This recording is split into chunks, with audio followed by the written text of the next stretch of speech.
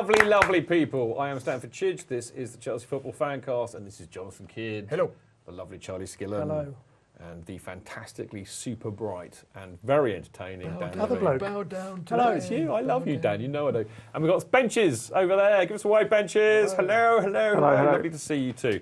Now, before we get on with more chat about the Hull and the Chelsea match, there's a few great bits of stuff here on the Mixler thing. Because if you want, you can listen to this show live on a little radio stream, and it now works because I use my iPhone to do it. Don't ask; it's complicated. But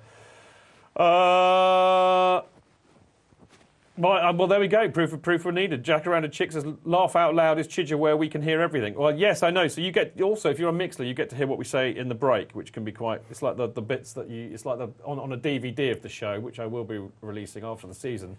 These are the bits you would hear on the extras of the DVD. You can hear them now. So there we go. Anyway, somebody who's got built up and broke down. Bit of a weird handle, but I don't mind. It's a very good post he's made on Mixler. He says, "I hate saying this, but Cahill hasn't done much right since his probable concussion. Rest him a week or two. He's doing no good out there, or at least no better than Ivan or Zuma. I tell you what, to be fair, since he's had his bang on the head, he hasn't played too well. I'm kind of with him a little bit on that, Dan. Do you think we need to give him another bang to get him back to right? Yeah, bang it back into place, maybe. Because I'm a huge Gary Cahill fan. I love the man, absolutely love him, but he's had a couple of, dodgy games, hasn't he? He and Branner were slightly found out in the Palace game away. Really? Back a few weeks, but... Hang on. I've got breaking news. Breaking news from the gallery. Charlie, who is in the know, Chaz CFC, for those of you who want to follow him on Twitter, he says that he's being rested tomorrow. Ah, right. Charlie knows. Yeah, but that would have happened anyway, wouldn't it? Yeah, well, there we go. There's probably another one or two good ones. There we go. Clive Lewis, who's a lovely bloke, listens every week. He says, "I'm surprised Foy couldn't find an excuse to send off Costa."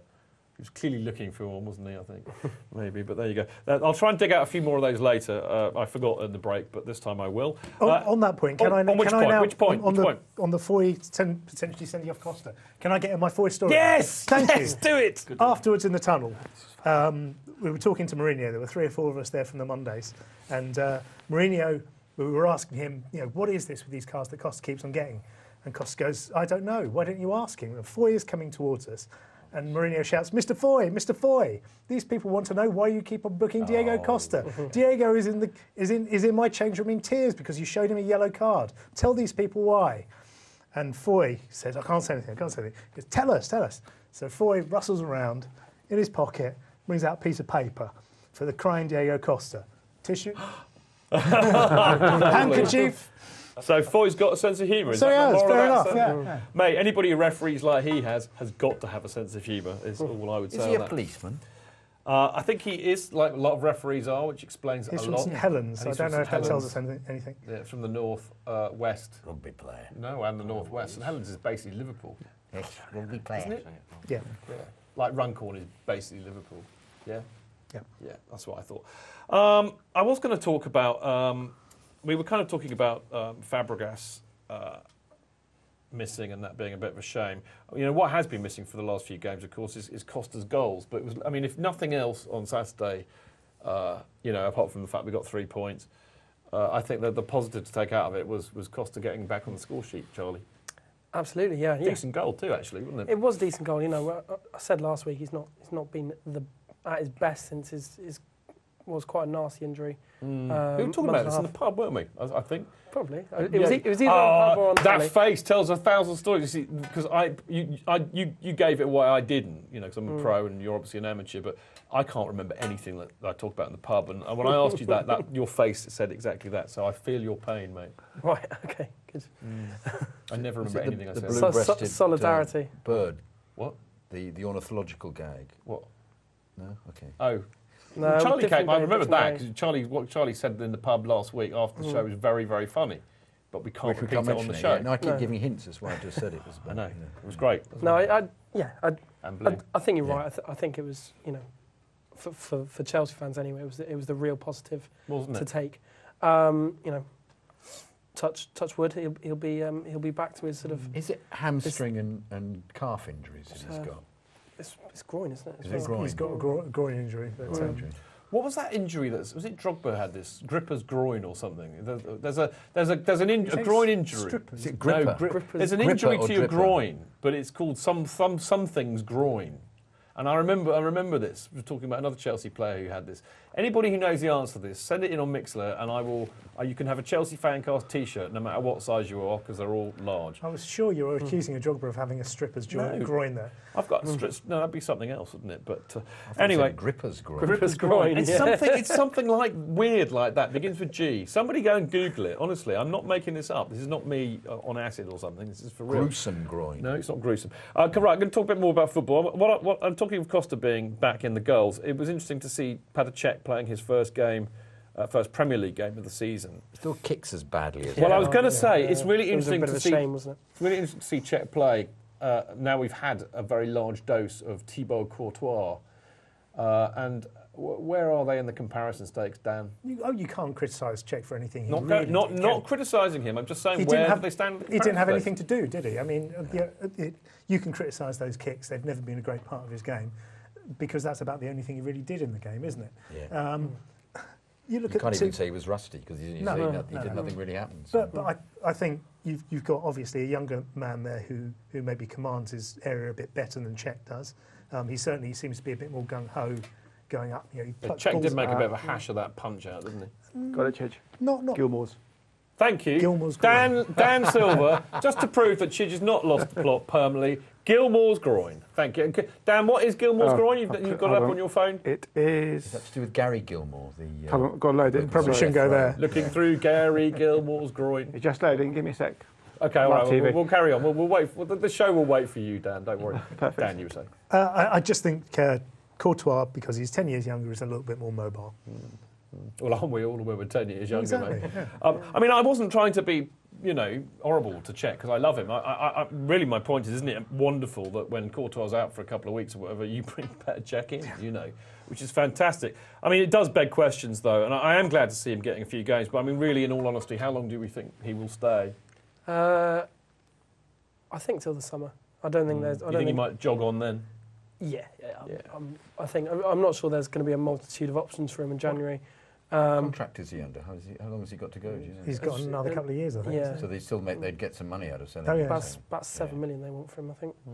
But yeah, I mean, I'd still think he'd get in sort of about 16 of the Premier League sides without a shadow of a doubt. Well, there's that idiot deluded Danny Murphy, who actually generally I quite like. But on TalkSport this morning, he was fancifully saying, obviously, I'm not going to do a Danny Murphy accent. Anyway, he basically... Very niche. No, I wasn't going to get close, so I kind of bailed out before I got in. It was a good character, though, whoever it was. Anyway, he was suggesting that Liverpool will just snap Cech up on loan in January. I mean, what planet does... Oh, I know what planet he lives on. He lives on deluded Liverpool planet, of course, duh. But, I mean, that's not going to happen, is it? Well, we still need him. I don't know. Yeah, I mean, I think Mourinho obviously quite likes the situation, as you say, where you can just bring Cech in. Mourinho is greedy, of course. Yeah. If I was Mourinho, I'd do the same, I think, keeper's a specialist position, obviously. Cech's still got another 7-8 years. Oh, he could have, couldn't he? I disagree with that. I don't think he's got that long. From what I understand, the injuries he's got... What kind of injuries? I mean, the big one on the head, No. obviously, and his face being half kicked off by Tal Ben Haim. But the real issue he's got is he's got a bit of arthritis in his elbow. Has he? And that is really debilitating. That's the reason. That's the reason he stopped playing midweek games for the Czech Republic. He doesn't play friendlies for them anymore. And I'd be surprised if he went on that long. That's a real shame. No, that's a shame. How can he play the drums then if he's got an arthritic elbow?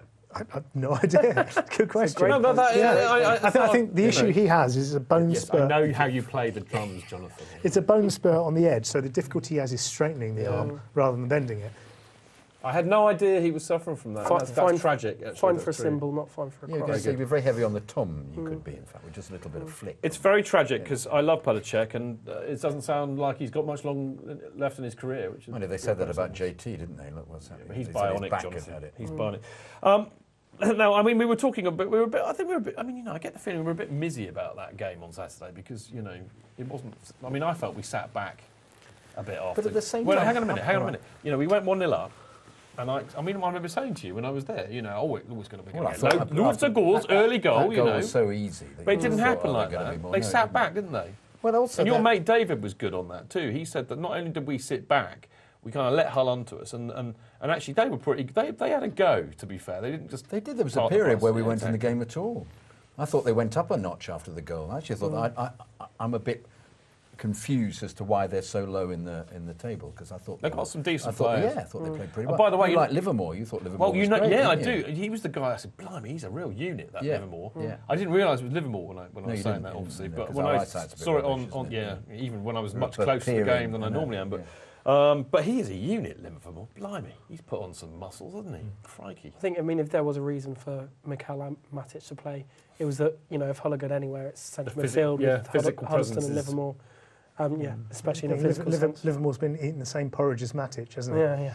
I think he's been eating raw liver. Livermore.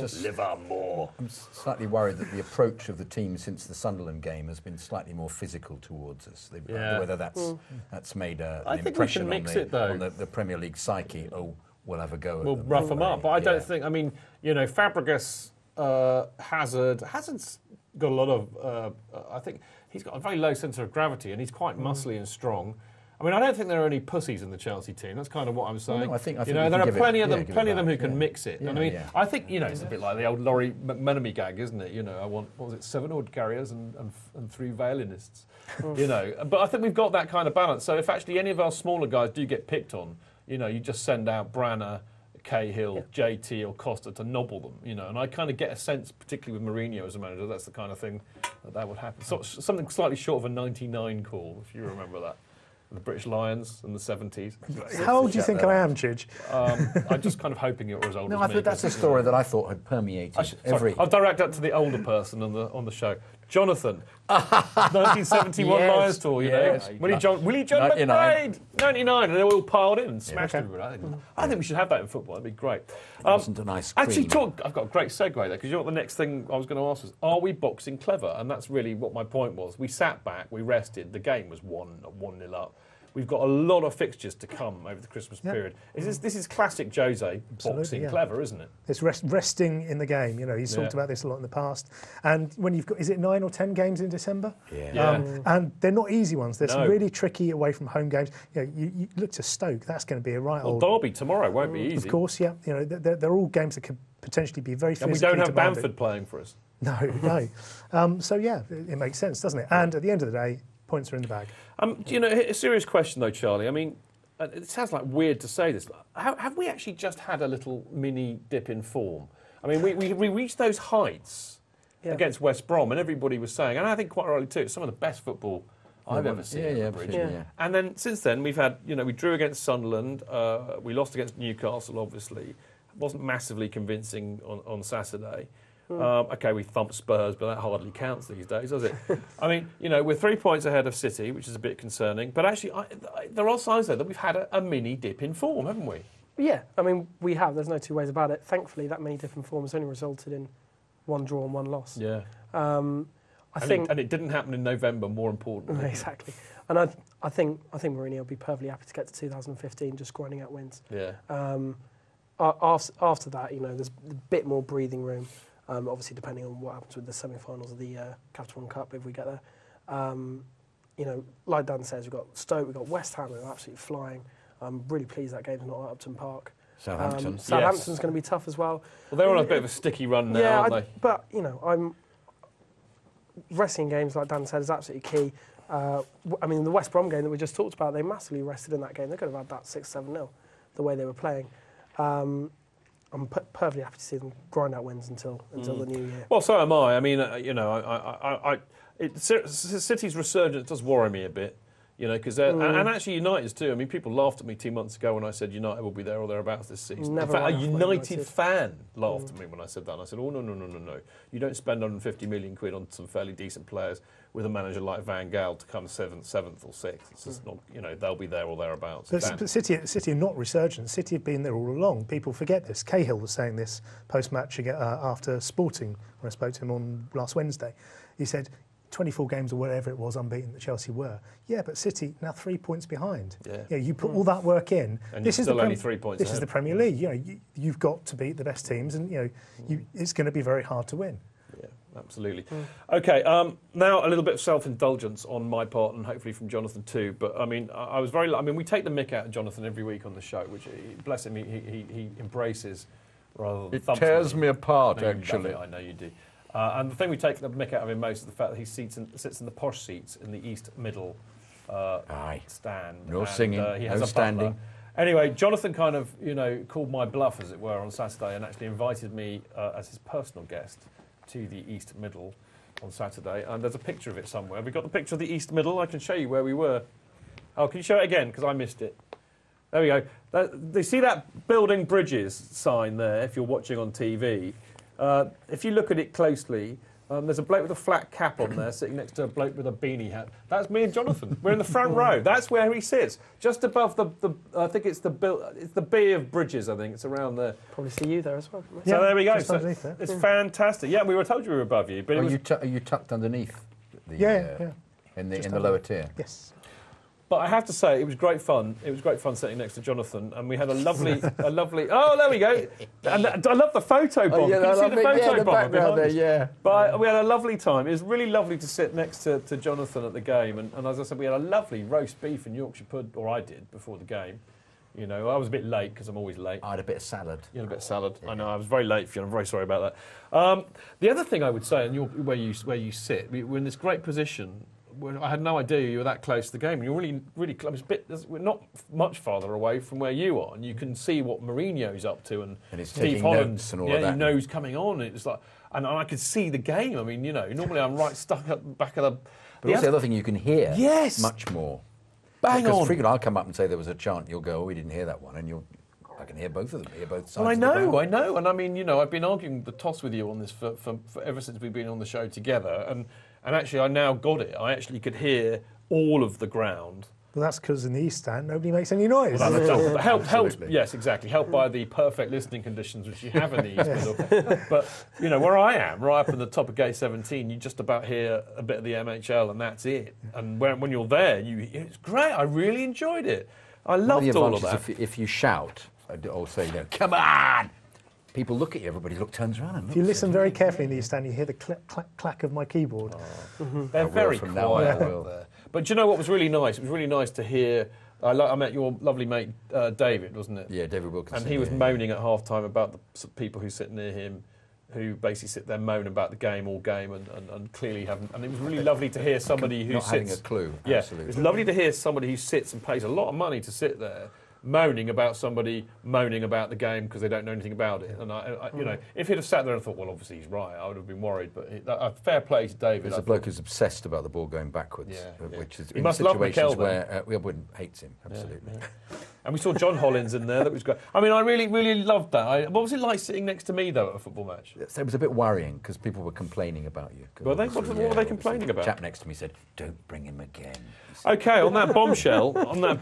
It's not true, Chidge. No, I'm sorry. Chidge, come again I've whenever. got a plug for some real people who are real proper supporters. Okay, none of your lot. Yeah. Okay, CFC UK. It's fantastic. We all know that. Now the new issue of CFC UK is now out and available at home games from the. We've got Johnny Neal up there. Brilliant. So basically, yes, get it at the CFC UK store on a Saturday. And of course, Dave will have a load of them at the Derby match tomorrow, no doubt. So go to the Fulham Broadway Tube. It's opposite there. That's where the stall is. And it's wonderful. Now, if you can't get it there, you can get it anywhere. No, that's a different song. Yeah. Anyway, if you can't get it there, you can actually get it digitally by going to cfcuk.net.